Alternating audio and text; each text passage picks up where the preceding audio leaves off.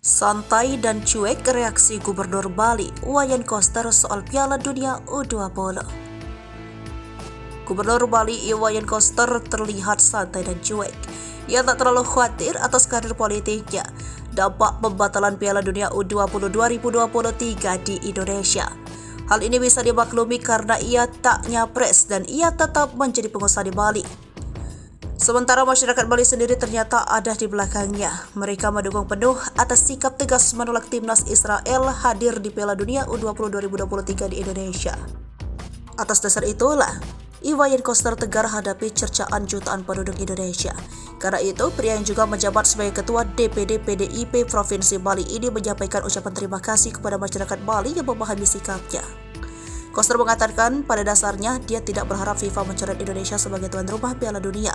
Sikap penolakannya semata-mata hanya terhadap timnas Israel, bukan pada Piala Dunia U20. Dia menolak kehadiran timnas Israel juga atas dasar beberapa pertimbangan, yakni menghormati Konstitusi Undang-Undang Dasar 1945 dalam pembukaan alinea ke-1. Menurutnya, Israel tidak menghormati kedaulatan dan kemanusiaan bangsa Palestina yang digariskan oleh Bung Karno sebagai proklamator kemerdekaan Republik Indonesia. Selain itu, kehadiran timnas Israel di Bali juga berisiko menimbulkan gangguan keamanan dan keselamatan masyarakat Pulau Dewata. Sebelumnya, FIFA membatalkan status Indonesia sebagai tuan rumah Piala Dunia U20 2023 Rabu 29 Maret 2023. FIFA menyebut pembatalan itu lantaran situasi terkini, yakni disinyalir sebagai buntut polemik penolakan timnas Israel. Salah satu yang menjadi sorotan adalah Gubernur Bali Wayan Koster. Koster sempat bersurat ke Menteri Pemuda dan Olahraga menolak timnas Israel berlaga dalam Piala Dunia U20.